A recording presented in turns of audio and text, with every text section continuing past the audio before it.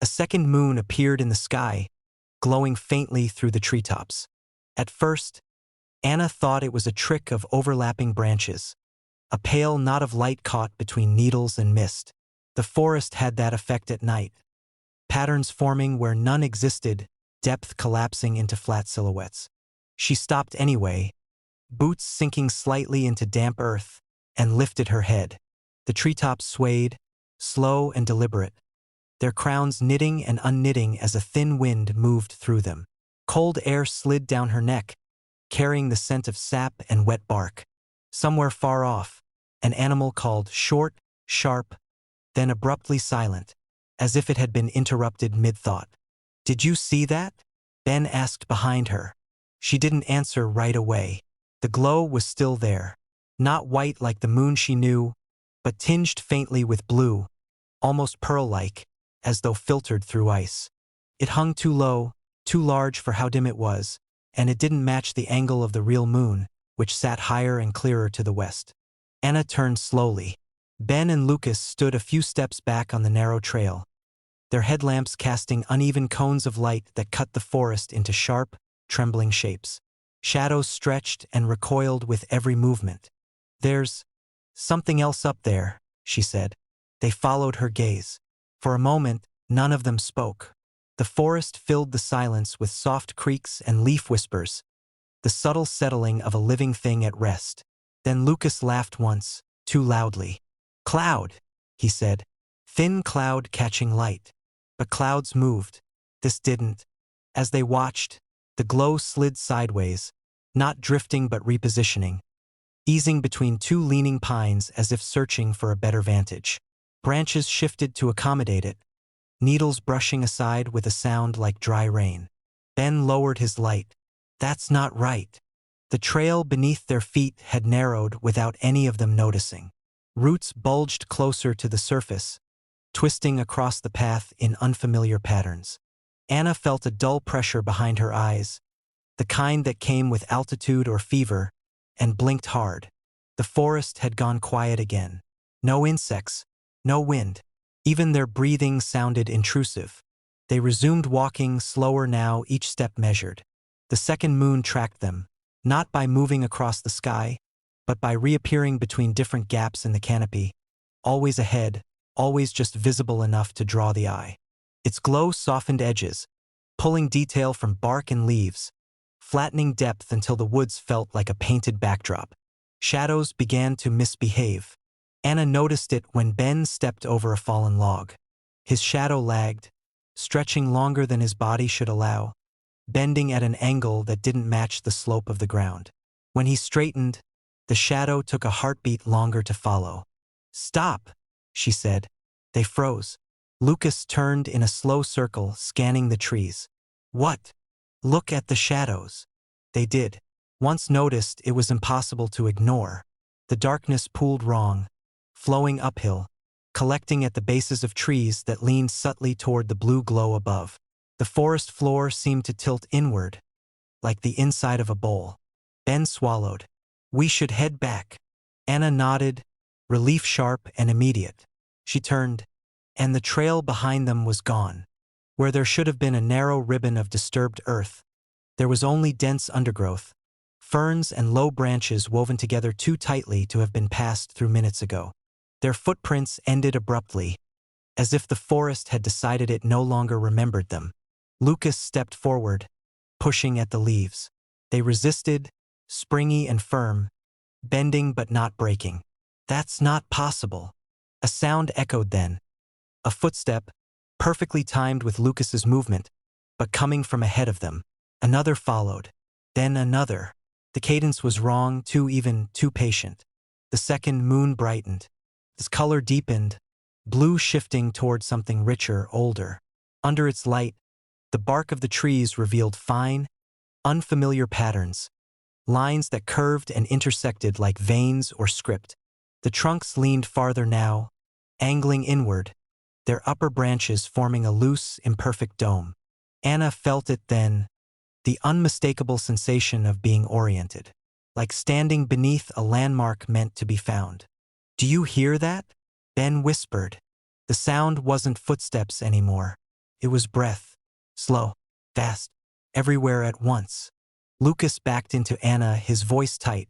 It's watching us. No, she realized it was aligning them. The second moon drifted lower, or perhaps the forest rose to meet it. Its glow pooled in the clearing ahead, illuminating a circle of bare ground. The shadows there were sharp and orderly, radiating outward like spokes. At the center of the circle, the light condensed, thickening, as if the air itself were learning a new density. Anna's thoughts slid out of sequence. Memories surfaced without context. Childhood nights staring at the sky, the comfort of familiar constellations, the certainty that the moon was singular, constant. She understood dimly that this certainty had been provisional. Don't look at it too long, she said, though she couldn't look away herself. Ben's head tilted despite himself, eyes reflecting blue. I think it's not a moon, he said slowly. I think it's a surface. The forest answered with a low creak, every tree shifting at once. The sound echoed back wrong, repeating from directions that didn't exist. The second moon pulsed, and with it came a feeling of opening, like an eye adjusting to darkness. Something beneath the glow moved, not descending, emerging. The light peeled back, revealing depth, layers folding outward, geometry impossible to hold in the mind. Anna felt a pull, gentle but insistent, as though gravity itself had been given a suggestion. Lucas screamed when his shadow lifted from the ground. It rose in one smooth motion, detaching cleanly, stretching toward the light like smoke drawn into a vent. His body followed a fraction of an inch, boots scraping uselessly. Anna grabbed his arm. Ben grabbed hers. For a moment, the chain held. The forest leaned closer, branches bowing, leaves whispering in a language that felt almost congratulatory. Then the second moon brightened again, and the pressure increased. Anna's vision tunneled. The world simplified into light and pull and the sound of something vast finishing a careful adjustment. She understood, then, with terrible clarity. The forest was not being invaded. It was being calibrated. The second moon dimmed. The pressure vanished. Lucas collapsed to the ground, gasping. Shadows snapped back into place, obedient once more. The trees straightened, though they seemed reluctant to do so. Above them, there was only one moon. They didn't speak as they ran. The trail reappeared when they needed it, wider now, almost welcoming. The forest resumed its normal sounds behind them, distant calls and rustling life reclaiming the dark. They reached the edge of the woods just before dawn. Anna turned once, heart still racing. Through the treetops, barely visible in the paling sky, a faint blue glow lingered, not above the forest, but within it, as though something had learned exactly where to look back from. They woke to find the forest surrounding them had completely changed overnight. Dawn arrived without ceremony. No birdsong announced it, no gradual warming of the air. The light simply appeared, thin, colorless, filtering down through the canopy at an angle that felt wrong. Mara was the first to notice, sitting up in her sleeping bag with the reflexive certainty that something had interrupted her rest long before she opened her eyes. The smell was different, not the usual mix of damp soil, pine resin, and cold ash from last night's fire, but something flatter and sharper, like rain that had never fallen. She pushed herself upright and unzipped the tent. The campsite was still there. Their packs lay where they'd dropped them. The fire ring remained, stones blackened and familiar. But everything beyond that felt subtly misassembled, like a room rearranged by someone who had only heard it described. "Jonah," she said quietly. "Wake up." He stirred, groaned, then froze when he followed her stare out into the trees. The pines that had ringed the clearing were gone. In their place stood trees of the same height, the same general color, but wrong in the details. Trunks bent with slow, deliberate curves instead of growing straight. Branches forked at uneven intervals, forming repeating angles that tugged at the eye. The bark looked smoother, stretched, as though the trees had been grown too fast.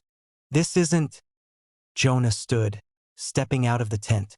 The ground felt firmer than it should have, packed tight, almost polished. These weren't here. Leah emerged from the other tent, hair tangled, eyes half-lidded. "What's going on?" she asked, then stopped. The trail was gone. The narrow path they'd followed into the site, a simple, well-worn line through underbrush, no longer existed. Ferns and low branches filled the space where it should have been, undisturbed, dew unbroken. In its place ran a different trail, wider, curving gently away from the clearing, its soil darker, more compacted, as though it had seen years of use. None of them spoke. The light continued to bother Mara. The sun sat low, but its rays slanted in from the northeast, casting shadows that pointed subtly uphill. Yesterday, the ground had sloped the opposite way. She remembered it clearly. She had complained about it when setting up her tent. Jonah walked to the fire ring and crouched. "Ash is cold," he said.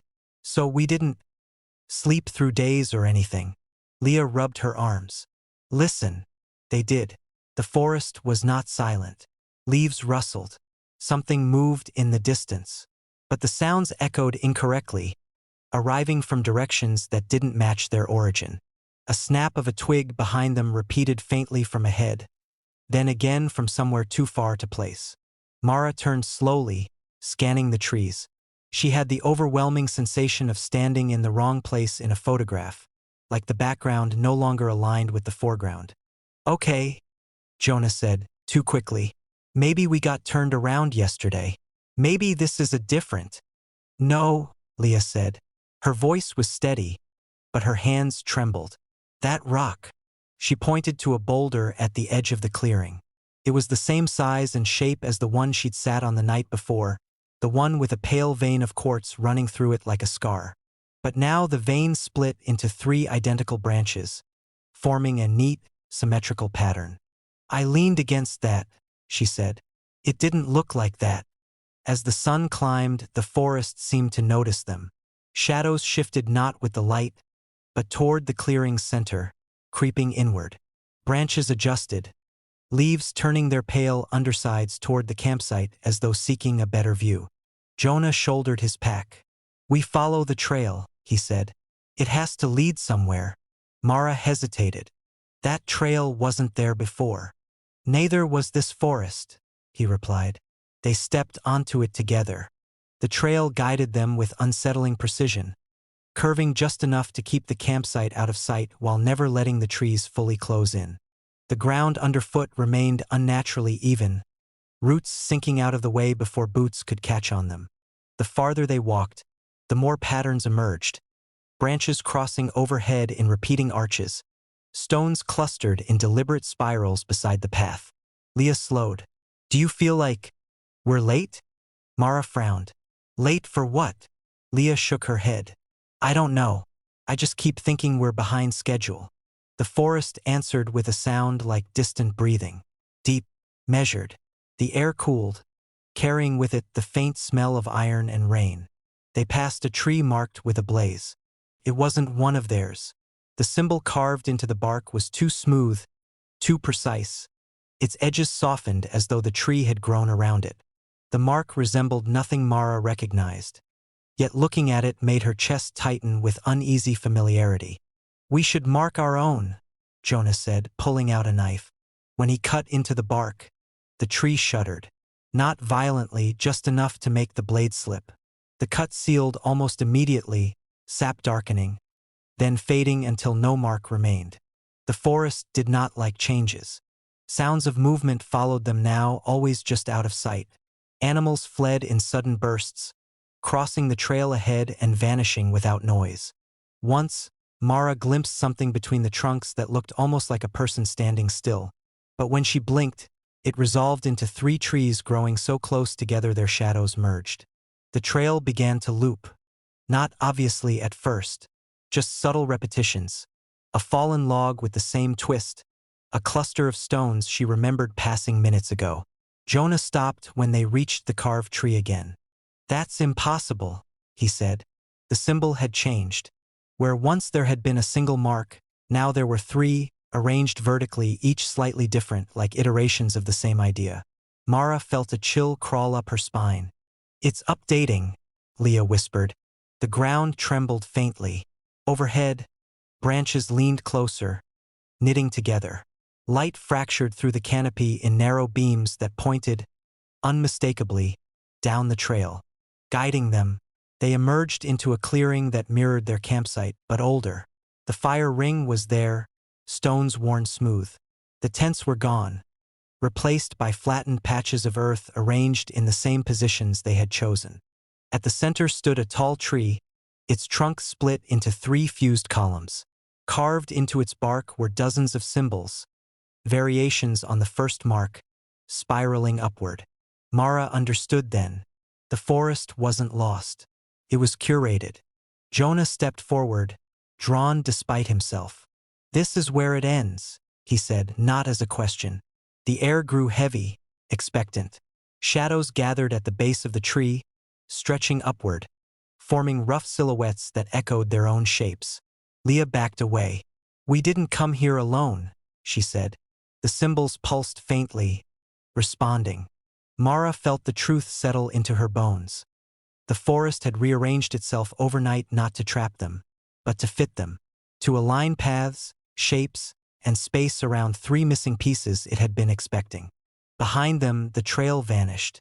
Ahead, the tree waited, its bark still warm, as though something had only just stepped away to make room.